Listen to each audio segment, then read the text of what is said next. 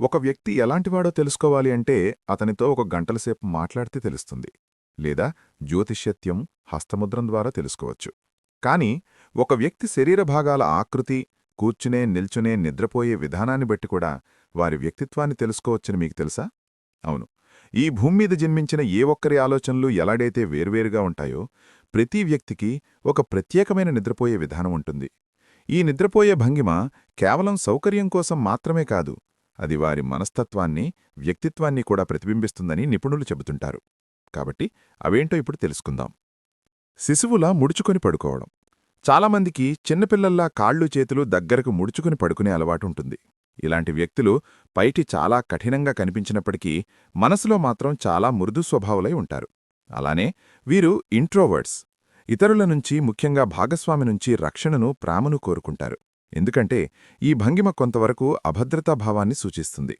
వీళ్ళెప్పుడూ సమస్యల నుండి దూరంగా ఉండాలని అనుకుంటారు. అందుకే ఎక్కువ మంది ఉన్న చోట వీళ్లు కంఫర్ట్గా ఉండలేరు. పక్కకు తిరిగి పడుకునేవారు. చాలా సామాజికంగా ఉంటారు. మీరు ఎవరితోనైనా సులభంగా మాట్లాడగలరు. అలాగే ఇతరులను త్వరగా నమ్ముతారు. వీళ్లు నిర్ణయాలు తీసుకునే విషయంలో చాలా సమతౌల్యంగా వ్యవహరిస్తారు. ఏదైనా పనిచేసే ముందు అన్ని కోణాలుగా ఆలోచించి నిర్ణయం తీసుకుంటారు.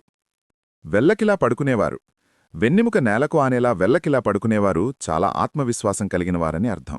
ఇలాంటి వ్యక్తులు జీవితంలో ఎంతటి సవాళ్లనైనా ధైర్యంగా ఎదుర్కొంటారు. అనవసరమైన గొడవలకు దూరంగా ఉంటారు. అనవసరమైన విషయాల్లో తలదూర్చరు. వీళ్ళెప్పుడూ చాలా ప్రశాంతంగా ఉంటారు. కానీ అవసరమైనప్పుడు ఖచ్చితంగా మాట్లాడతారు. ఏదైనా మాట్లాడే ముందు ఒకటికి రెండుసార్లు ఆలోచిస్తారు. స్టార్ఫిష్ భంగిమ. చేతులు కాళ్ళు వెడల్పుగా చాపి నక్షత్రమాకారంలో పడుకునేవారు స్నేహానికి, బంధాలకు ఎక్కువ విలువిస్తారట. ఇలాంటి వ్యక్తి ఒక మంచి స్నేహితుడిగా ఉంటారట. అలానే పక్కవాళ్లు చెప్పేది చాలా ఓపిగ్గా వింటారట. ఇతరుల కష్టాలను తమ కష్టాలుగా భావించి వారికి సహాయం చేయడానికి ఎప్పుడూ సిద్ధంగా ఉంటారట. బోర్లా పడుకోవడం. కడుపు నేలకు ఆనేలా బోర్లా పడుకునేవారు చాలా ముక్కుసూటిగా వ్యవహరిస్తారట. వీళ్లు సరదాగా ఉండే వ్యక్తిత్వం కలిగి ఉంటారు. అలాగే ప్రతి విషయంలోనూ ఆశావాహ దృక్పథంతో ఉంటారు. ఇలా ప్రతి పనిని క్రమపద్ధతిలో నిర్వహించడానికి ప్రయత్నిస్తారు. అయితే ఈ భంగిమ వారిలో కొంత అభద్రతాభావాన్ని లేదా ఆత్మవిశ్వాస లోపాన్ని కూడా సూచించవచ్చు. అయినప్పటికీ కోపం వంటి ప్రతికూల భావాలను అధిగమించి విజయం సాధించడానికి వీరు నిరంతరం ప్రయత్నిస్తూనే ఉంటారు. నోట్: ఇవి కేవలం సాధారణ పరిశీలనలు మాత్రమే. ప్రతి వ్యక్తి స్వభావం వారి పరిస్థితులు, ఆలోచనా విధానంపై ఆధారపడి ఉంటుంది.